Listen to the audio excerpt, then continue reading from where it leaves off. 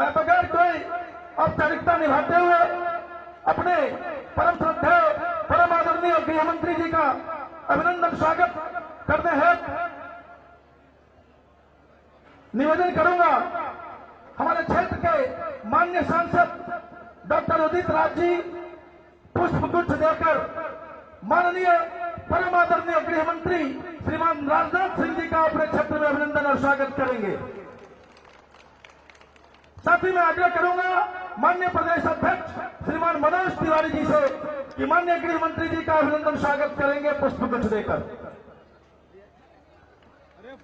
मैं निवेदन करूंगा हमारे निगम पार्षद श्रीमान रामदयाल महतो जी से कि माननीय गृह मंत्री जी का पुष्प गुच्छ देकर स्वागत करें।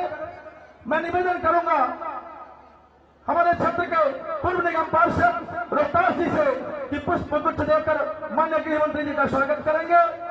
साथ ही मैं आग्रह करूंगा हमारे सभी प्रत्याशीगण वार्ड नंबर 40 से श्रीमती सोना चौधरी जी से आग्रह करूंगा कि माननीय गृह मंत्री जी को पुष्प गुच्छ देकर स्वागत करें। साथ ही मैं आग्रह करूंगा श्रीमती उर्मिला चौधरी जी माननीय गृह मंत्री जी का पुष्प गुच्छ देकर स्वागत करेंगी। मैं आग्रह करना चाहूंगा श्रीमान रतन लाल जी से जो कृपया माननीय गृह मंत्री जी को आप पुष्प गुच्छ देकर स्वागत करें। साथ ही श्री अरुण प्रधान जी आपसे भी आग्रह है माननीय गृह मंत्री जी का पुष्प गुच्छ देकर स्वागत करें। और इस क्षेत्र के गृह मंडल के अध्यक्ष मनोज महत्री जी से भी आग्रह है माननीय गृह मंत्री जी का स्वागत करेंगे। धन्यवाद। इसी क्रम में मैं आग्रह करूंगा हमारे माननीय सांसद डॉक्टर उदित राज जी से कि माननीय प्रदेश अध्यक्ष जी का भी आप पुष्प गुच्छ देकर स्वागत करेंगे श्रीमान मनोज तिवारी जी का। माननीय सांसद डॉक्टर उदित राज जी स्वागत कर रहे हैं। कृपया जोरदार कीर्तन ध्वनि से आप भी अभिनंदन करें हमारे मध्य में उपस्थित है हमारे मुख्य अतिथि। साथ ही मैं आग्रह करूंगा श्रीमान रामदयाल महतो जी निगम पार्षद माननीय प्रदेश अध्यक्ष जी का स्वागत करें। मैं निवेदन करूंगा श्रीमती सोना चौधरी जी, श्रीमती उर्मिला चौधरी जी, श्री रतन लाल जी, श्री अरुण प्रधान जी,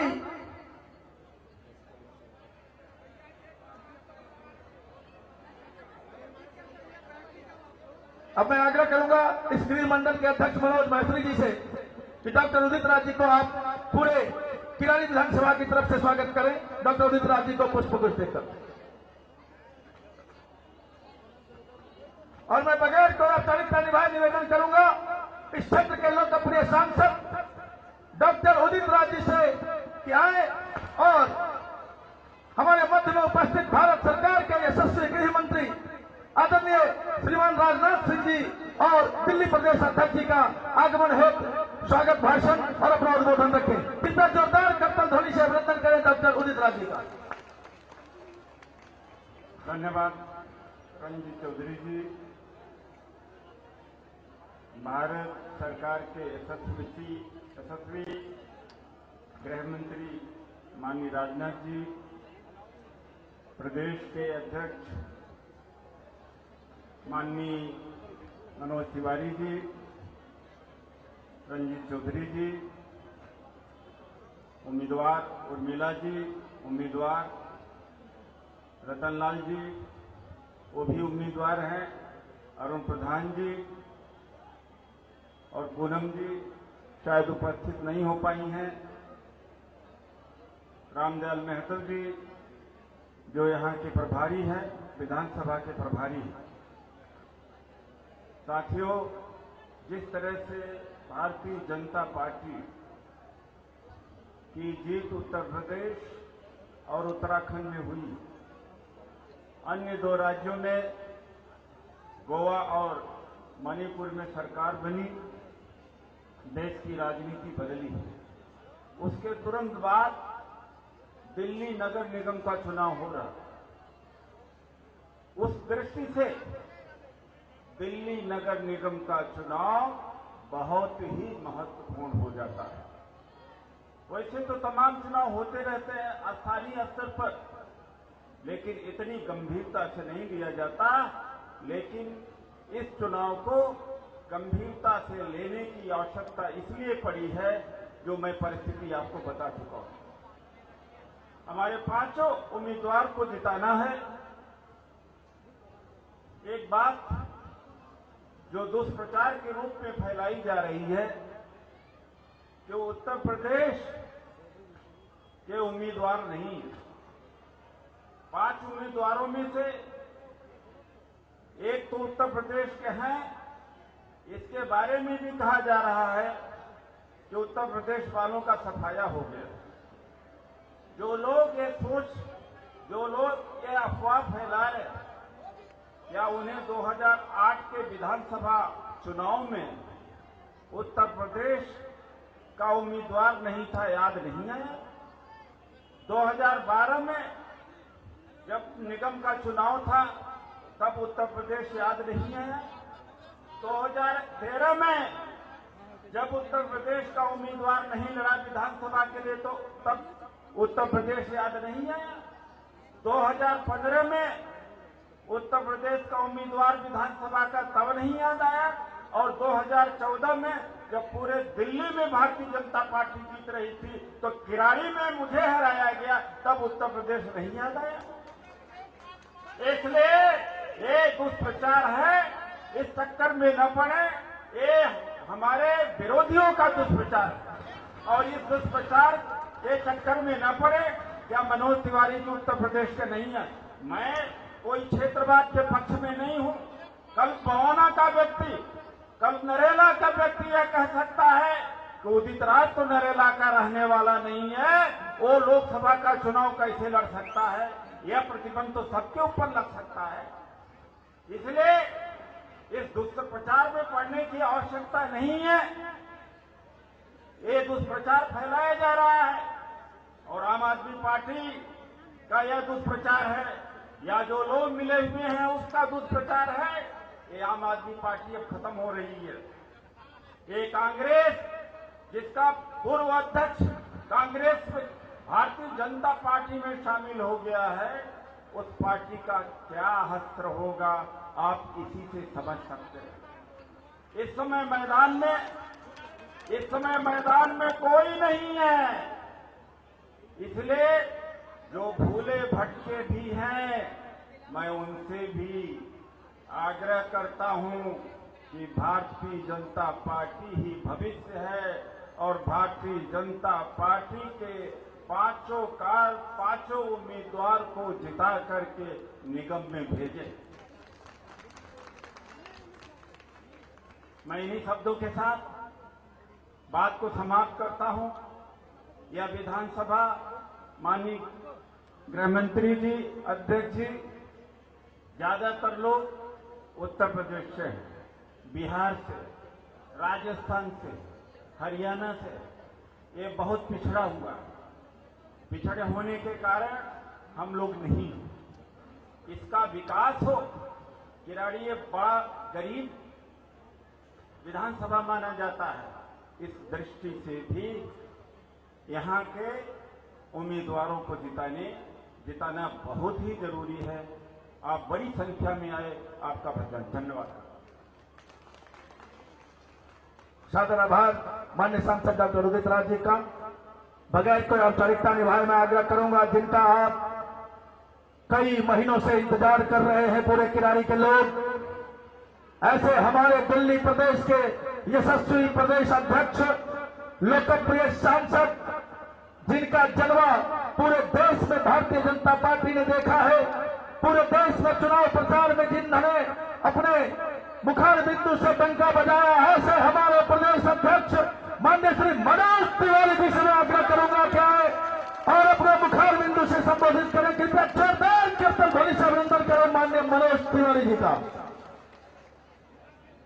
प्रेम से बोली भारत माता की। दोनों मुट्ठी बांध के हमनी के आदरणीय भारत के यशस्वी गृह मंत्री जी के स्वागत के लिए दोनों मुट्ठी बांध के प्रेम से बोली भारत माता की वंदे। पहली बार मुझे सौभाग्य प्राप्त हुआ है, मैं दिल्ली बीजेपी प्रदेश अध्यक्ष बनाए जाने के बाद मैं दिल्ली के किसी सभा में भारत सरकार के गृह मंत्री और अपने अभिभावक समान हमेशा हम लोगों को सही रास्ते पे चलने के लिए प्रेरित करने वाले आदरणीय राजनाथ सिंह जी का मैं स्वागत कर रहा हूं, उनका अभिनंदन करता हूं। अपने किराड़ी के इस विधानसभा में भाई उदित राज जी जो आपके लोकप्रिय सांसद हैं, उनका अभिनंदन। रामदयाल महतो जी, हमारे जिलाध्यक्ष मनोज शौकीन जी, और मंच पे बैठे हुए सभी लोगों के साथ साथ हमारे सभी प्रत्याशी जो हाथ जोड़ करके आप लोगों के सामने खड़ा है। देखा जा भैया, 23 तारीख के चुनाव हुआ और 23 तारीख के चुनाव में भारतीय जनता पार्टी के उस मंत्र को मत भूलिएगा जिसमें कहा जाता है भारतीय जनता पार्टी का सबसे बड़ा मंत्र है सबका साथ, सबका साथ, सबका विकास। भारतीय जनता पार्टी सबको मौका देती है। इस बार भारतीय जनता पार्टी ने मनोज तिवारी को प्रदेश अध्यक्ष बनाया है।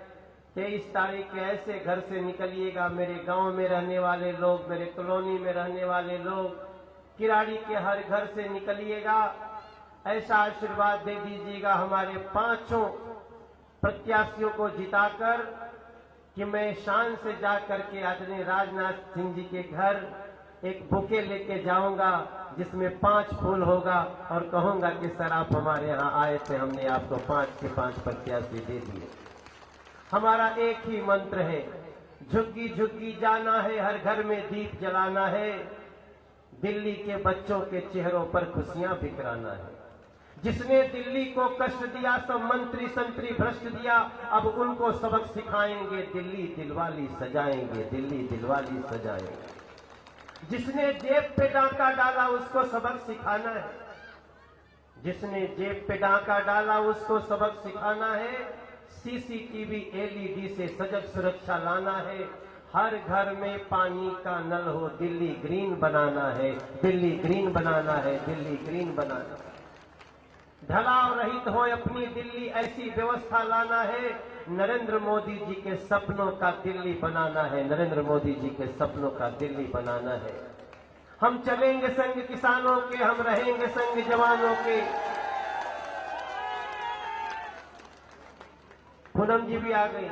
हम चलेंगे संग किसानों के, हम रहेंगे संग जवानों के, राष्ट्रवाद की अलख जगाते दिल्ली के दीवानों के, किराड़ी के मस्तानों के, बहनों भाइयों सबके बीच में आप सभी से प्रार्थना करते हुए आदरणीय राजनाथ जी के आने का ऐसा रिटर्न गिफ्ट देंगे कि किराड़ी की 5 सीट तो जीतेंगे, अगल बगल में जितना सीट हो इस सब पे जिता दिया जा, ताकि मैं शान से कह सकूं मैं आपके चरणों में बैठ के आपकी सेवा करने लायक हूं। हमारे सभी प्रत्याशियों को आशीर्वाद दीजिएगा और मैं बिना समय गवाए हम लोग चाहते हैं कि आज का सारा समय हम लोगों के भारत के उन महान व्यक्तित्व को जाए जो जब ठान लेते हैं तो जो असंभव होता है उसको भी संभव करके दिखाते हैं। जब वो राष्ट्र के बीजेपी के अध्यक्ष होते हैं तो स्पष्ट बहुमत लेके आ जाते हैं, नरेंद्र मोदी जी को देश का प्रधानमंत्री बना देते हैं। जिन गलियों में जाते हैं कमल खिला देते हैं। जोरदार तालियों से स्वागत करिए। मैं स्वयं बुलाना चाहता हूं अपने आदरणीय भारत सरकार के गृह मंत्री श्री राजनाथ सिंह जी का, दोनों हाथ उठा करके स्वागत करिए आप।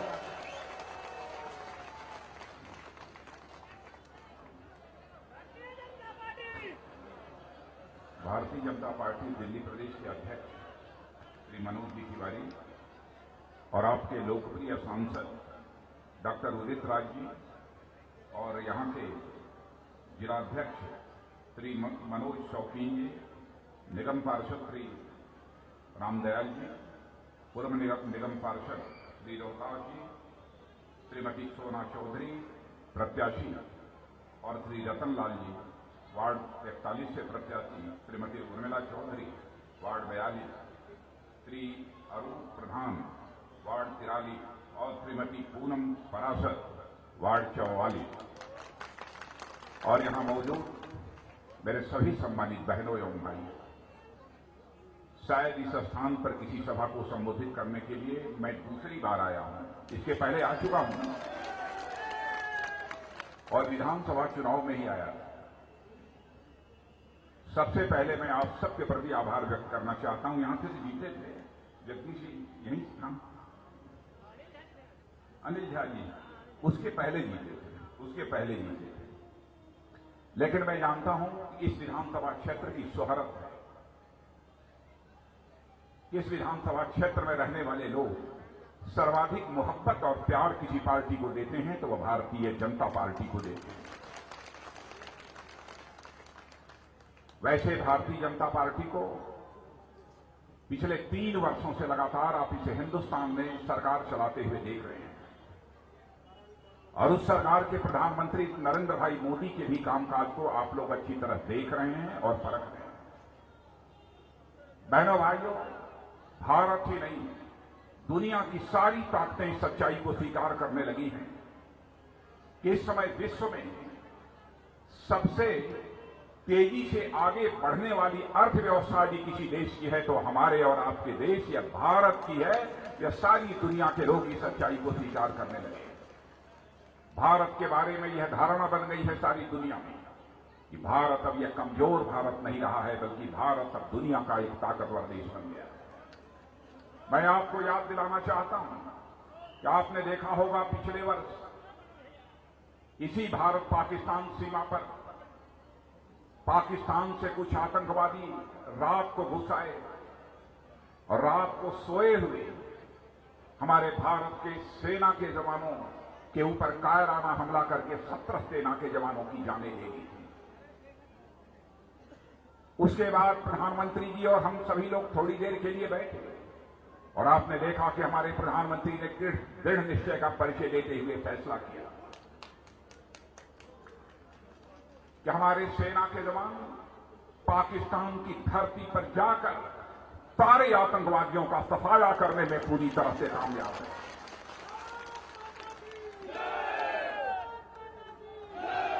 हम लोगों ने सारी दुनिया को यह संदेश दे दिया कि हमारे भारत के सेना के जवान केवल इस पार ही नहीं, जरूरत पड़ी तो उस पार भी जाकर दुश्मन के ऊपर हमला बोल सकते हैं। यह संदेश हम लोगों ने सारी दुनिया को देने में कामयाबी हासिल की। भारत के बारे में सारी दुनिया में एक धारणा बदल गई है। पहले लोग ये कहते थे भारत एक नरम देश है, लेकिन आज कोई भारत को नरम देश मानने को तैयार नहीं।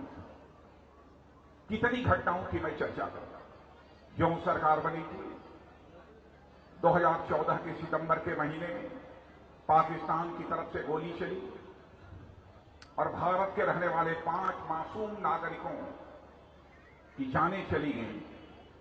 रात को 10 साढ़े 10 बजे मैं बिस्तर पर लेटा हुआ था, टेलीविजन के पर्दे पर मैंने देखा तो मैंने तुरंत बॉर्डर सिक्योरिटी फोर्स के महानिदेशक को टेलीफोन मिलाकर पूछा कि मैं यह अपनी आंखों के सामने क्या देख रहा हूं। तो उन्होंने मुझसे कहा कि सर जो देख रहे हैं वह सही है, पाकिस्तान के लोगों ने गोली चलाई, 5 लोगों की जानें चली गई हैं। मैंने कहा कि हमारे फोर्स के जवानों ने क्या किया। उन्होंने कहा हम लोगों ने 16 बार सफेद झंडे पाकिस्तान को दिखाए कि पाकिस्तान तुम गोली मत चलाओ, हम तुम्हारे साथ बैठकर बातचीत करना चाहते हैं, मामले को हम सुलझाना चाहते हैं। मैंने कहा कि पाकिस्तान ने फिर क्या जवाब दिया। हमारे फोर्स के महानिदेशक ने बतलाया कि साहब कोई जवाब नहीं दिया। तो मैंने कहा कि आगे आपने क्या सोचा। उन्होंने बताया कि एक बार और हम 17वीं बार सफेद झंडा दिखाना चाहते हैं और उसके बाद नहीं दिखाएंगे। बहनों भाइयों, तुरंत उसी समय महानिदेशक को मैंने कहा बहुत हो चुका, 17वीं बार सफेद झंडा पाकिस्तान को नहीं दिखाया जाना चाहिए और आगे तक के लिए मेरा यह आदेश है, पहली गोली तो भारत की तरफ से नहीं चलनी चाहिए। यदि उधर से एक भी गोली चल गई तो भारत की गोलियों को गिना नहीं जाना चाहिए। बहनों भाइयों, भारत पाकिस्तान सीमा पर हालात बदल गए।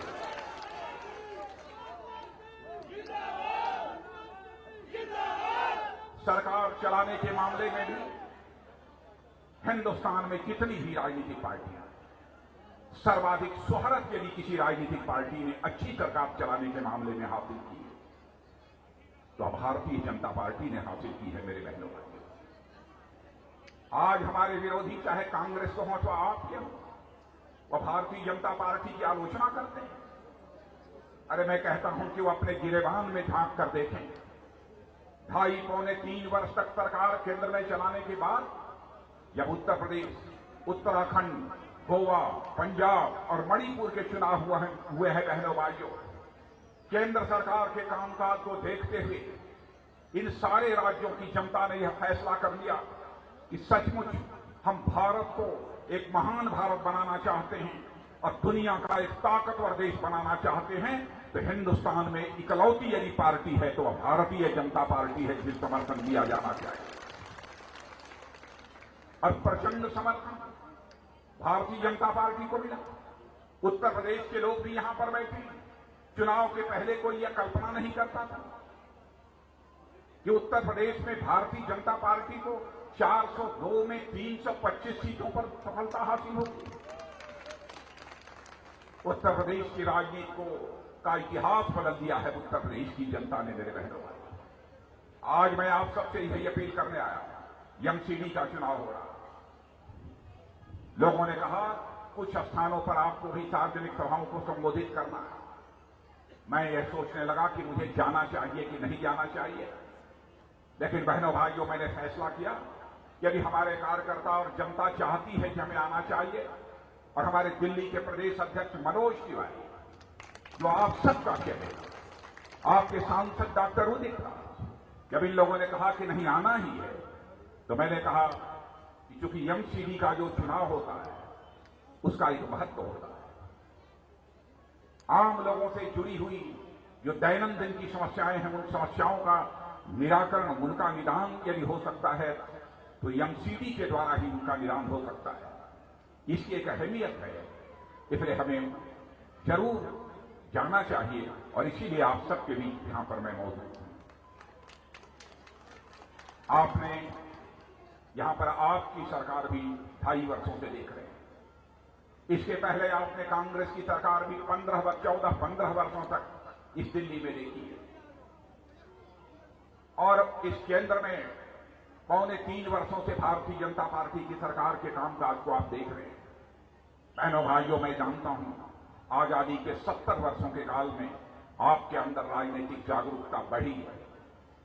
आप अच्छी तरह परख सकते हैं कि बेहतर शासन कौन सी राजनीतिक पार्टी दे सकती है। जनसामान्य का भला, जनसामान्य की समस्याओं का समाधान कौन सी राजनीतिक पार्टी कर सकती है, इसे आप अच्छी तरह समझते हैं।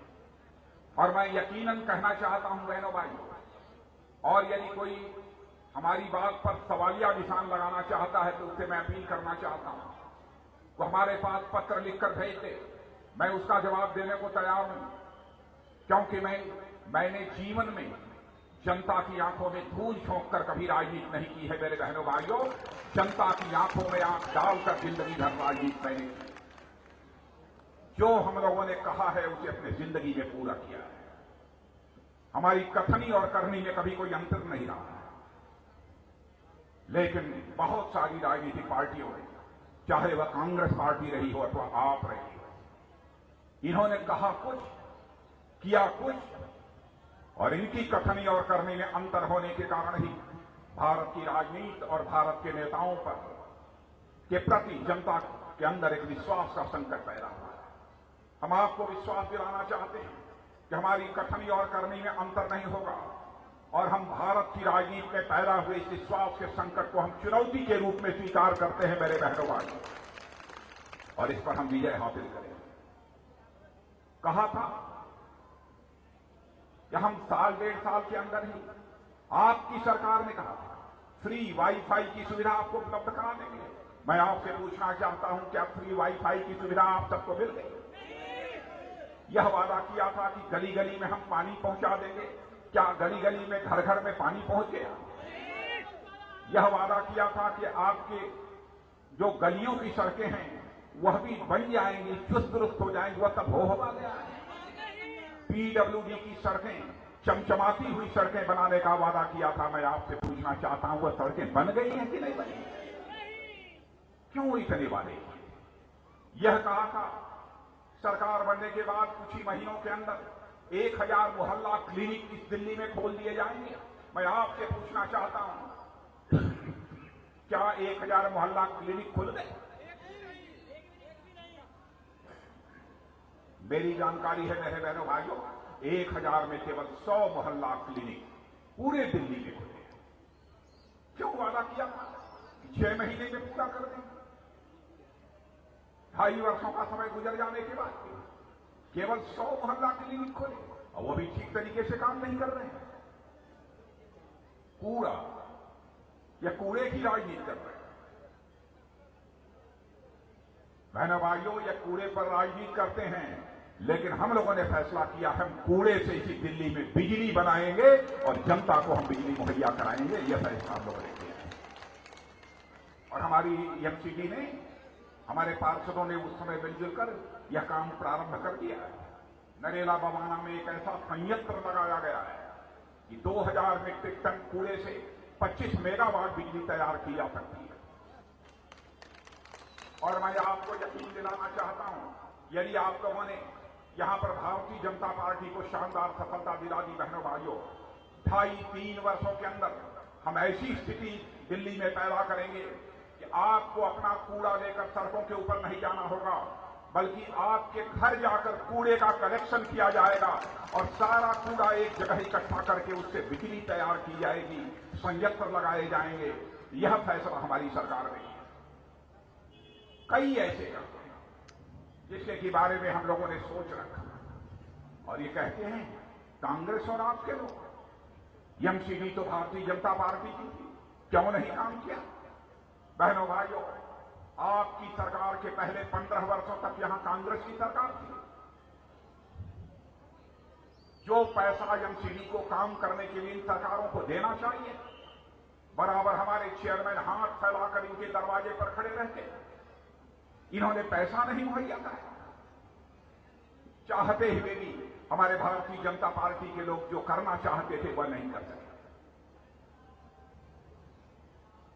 इतना ही नहीं बल्कि फाइनेंस कमीशन ने कहा था 2 साल के अंदर ही एमसीडी को 9,000 करोड़ रुपया मुहैया कराया जाना चाहिए, लेकिन आपको जानकर आश्चर्य होगा कि केवल 2,800 करोड़ रुपया ही दिल्ली सरकार ने मुहैया कराया। सचमुच भारतीय जनता पार्टी के ऊपर उंगली उठाने का इनके पास कोई नैतिक अधिकार नहीं।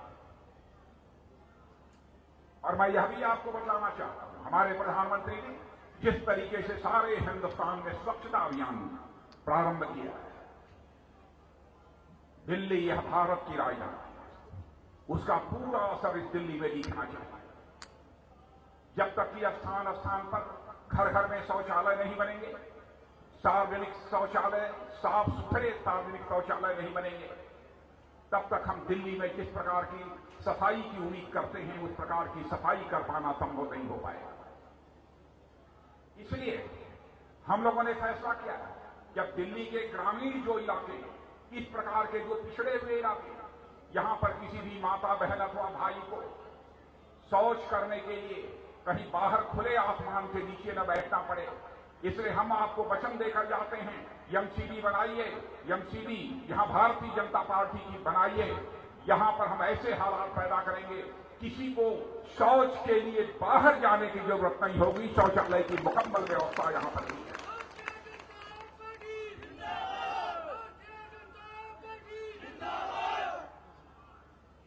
हिंदुस्तान के कई ऐसे गांव हैं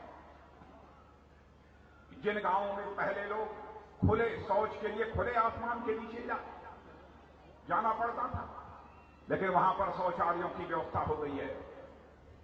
उसे अब कहते हैं कि वह गांव ओपन डेफिकेशन फ्री हो गए हैं, मानिए आप किसी को बाहर शौचालय के लिए शौच के लिए नहीं जाना पड़ता। दिल्ली में भी हम वैसे ही हालात पैदा करेंगे। काम बहुत सारे हैं, किन किन कामों की मैं चर्चा करूं, क्योंकि मैं समझता हूं कि बहुत अधिक वादे करने की जरूरत नहीं है। भारतीय जनता पार्टी का ट्रैक रिकॉर्ड भारत में आप केवल 2.5-3 वर्षों 4 वर्षों से ही नहीं देख रहे हैं। केंद्र में तो आप लोगों ने आदरणीय अटल बिहारी वाजपेयी जी की सरकार को काम करते हुए देखा है। जो यहां अनुभवी लोग बैठे हैं इस सच्चाई को नकार नहीं सकते कि आजाद भारत के इतिहास में लगातार 6 वर्षों तक महंगाई को पूरी तरह से बांधे रखने में यदि किसी भारत माता के सपूत ने सफलता प्राप्त की तो भारत माता के सपूत का नाम है आदरणीय अटल बिहारी वाजपेयी। आज जो चौड़ी चौड़ी सड़कें सारे हिंदुस्तान में दिखाई दे रही हैं, बहनों भाइयों, ये चौड़ी सड़कें, ये हाईवे कांग्रेस ने नहीं दिया है इस भारत को। इस हाईवे को यदि किसी ने दिया है तो जब आदरणीय अटल बिहारी वाजपेयी भारत के प्रधानमंत्री थे उस समय अटल बिहारी वाजपेयी जी। आज हमारे मोदी जी उसी काम को आगे बढ़ा रहे हैं। नई नई योजनाएं प्रारंभ की जा रही हैं। भ्रष्टाचार पर काबू पाने के लिए 500 और 1000 रुपए को समाप्त कर दिया एक झटके में चुटकी बजाकर। और यही आपके लोग आलोचना कर रहे थे मोदी जी। ये कह रहे थे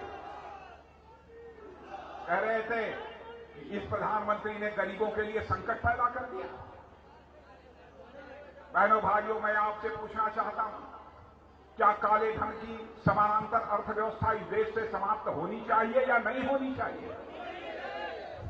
क्या इस देश में आतंकवादी, उग्रवादी और नक्सलवादियों की कमर टूटनी चाहिए कि नहीं टूटनी चाहिए? इसलिए हम लोगों ने कदम उठाया। काले धन को समाप्त करने की बात तो बहुत पहले ही कांग्रेस के लोगों के द्वारा की जाती है, कभी नहीं किया गया। और आपने देखा नोटबंदी का जो फैसला हुआ, हिंदुस्तान की जनता ने उसका स्वागत किया। अभी 5 राज्यों के जो चुनाव हुए हैं उससे साफ यह संदेश चला गया और जनता ने महसूस किया है सचमुच काले धन की खिलाफ इस आजाद भारत में यदि किसी ने जंग छेड़ी है तो उस भारत माता के सपूत का नाम है नरेंद्र भाई मोदी, जिसने काले धन के खिलाफ जंग छेड़ी।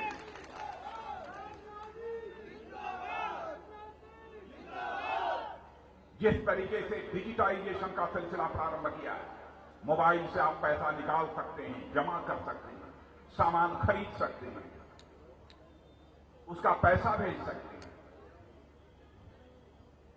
जनधन योजना के माध्यम से आपके बैंकों के खाते खुल गए। शायद ही कोई ऐसा परिवार बचा हो जिसका बैंक का खाता न खुल गया। आधार, अब लोगों के बायोमेट्रिक्स कैप्चर किए जा चुके हैं 113 करोड़ लोगों के, और आपके पास मोबाइल है। कैश, नगद आपको प्रयोग करने की कोई जरूरत नहीं है। सब काम बैठे बैठे चलते फिरते आप अपने मोबाइल से कर सकते हैं। भ्रष्टाचार अपने आप कम हो जाएगा। मेरे बहनों भाइयों, यह सिलसिला भारत में किसी सरकार ने प्रारंभ किया है तो अपनी सरकार ने प्रारंभ किया। इसलिए मैं यकीनन आपको कहना चाहता हूं, बहनों भाइयों, आपका पूरा समर्थन जो भी भारतीय जनता पार्टी के प्रत्याशी हैं। ये मत देखिए कौन है, किस जात का है, कहां का रहने वाला है। मुझे यह जानकर आश्चर्य हुआ। उदित राज जी बता रहे थे कि यहां पर प्रचार किया जा रहा है कि उत्तर प्रदेश का कौन है। अरे बहनों भाइयों, कोई हो अथवा न हो, मैं तो हूं ना, क्यों आप चिंता करते? अब मनोज तिवारी भी तो वही है। और हम लोग जाति, पंथ अथवा क्षेत्र की राजनीति नहीं करते। Bharatiya Janata party, Manoj Tiwari, Bharatiya Janata party. हम लोग राजनीति केवल अपनी जाति के लिए नहीं करते। हम लोग अपनी राजनीति केवल अपने क्षेत्र के लिए नहीं करते। हम लोग राजनीति केवल अपने समाज के लिए नहीं करते। हम लोग राजनीति करते हैं बहनों भाइयों तो देश के लिए राजनीति करते हैं, राष्ट्र के लिए राजनीति करते हैं। बड़े नजरिए से हम लोगों को काम करने की जरूरत है। मत देखिए कौन कहां का है। आप केवल देखना है तो बहनों भाइयों मेरे कमल के फूल को देखिए। और वैसे भी कांग्रेस और आपने यहां की राजनीति में कीचड़ ही कीचड़ कर दिया। और आप जानते हैं बहुत अनुकूल माहौल भारतीय जनता पार्टी के लिए कांग्रेस और आपने पैदा कर दिया है, कीचड़ पैदा कर दिया है। और आप जानते हैं कीचड़ में और कुछ नहीं खिल सकता है, खिलेगा तो केवल और केवल कमल खिलेगा मेरे बहनों भाइयों। इसलिए कमल जिसके पास चुनाव चिन्ह है उस पार्षद को जिताइए। और मैं इन लोगों से कहूंगा कि जीत जाने के बाद कभी एक बार जरूर मुझे बुला लेना आप लोग, ताकि मैं आऊंगा और यहां की जनता के प्रति अपना आभार व्यक्त करूंगा कि हमारे सारे प्रत्याशियों को यहां की जनता ने जिता दिया। और मेरे बहनों भाइयों, मैं आपको बताना आप इतने सौभाग्यशाली हो, आप इतने सौभाग्यशाली हो कि दिल्ली भारतीय जनता पार्टी का जो अध्यक्ष आपको मिला है, उस आपके अध्यक्ष मनोज तिवारी को लोग केवल दिल्ली में ही नहीं जानते, हिंदुस्तान के किसी भी कोने में चले जाओ, आपके प्यारे, आपके महबूब मनोज तिवारी को सभी जानते। और ऐसा नहीं है अच्छा गाते हैं, अच्छी एक्टिंग करते हैं, इतना ही नहीं, मनोज तिवारी ने इस बार चुनाव में दिखा दिया कि मैं अच्छा गा भी सकता हूं, अच्छी एक्टिंग भी कर सकता हूं और अच्छी राजनीति भी कर सकता हूं और 2/3 मतों से पार्टी को जिताकर एमपीवी में ला भी सकता हूं। उदित राज जी गरीबों के बीच जिंदगी भर इन्होंने कहा, बराबर गरीबों का भी कैसे उत्थान हो उसकी चिंता करते रहते हैं। ऐसा नेतृत्व यदि आपके पास है बहनों भाइयों, मैं समझता हूं चिंता करने की जरूरत नहीं है और वक्त जरूरत हुई तो आप मुझसे भी मिल सकते हैं और मैं आपसे भी मिल सकता हूं। बस इतना ही आप सबसे निवेदन करते हुए और धन्यवाद देते हुए बात समाप्त। अब आप लोग जब जाइएगा तो ये गाते हुए जाइएगा कि भाजपा दिल में भाजपा दिल्ली में, भाजपा दिल में भाजपा दिल में। बहुत बहुत धन्यवाद।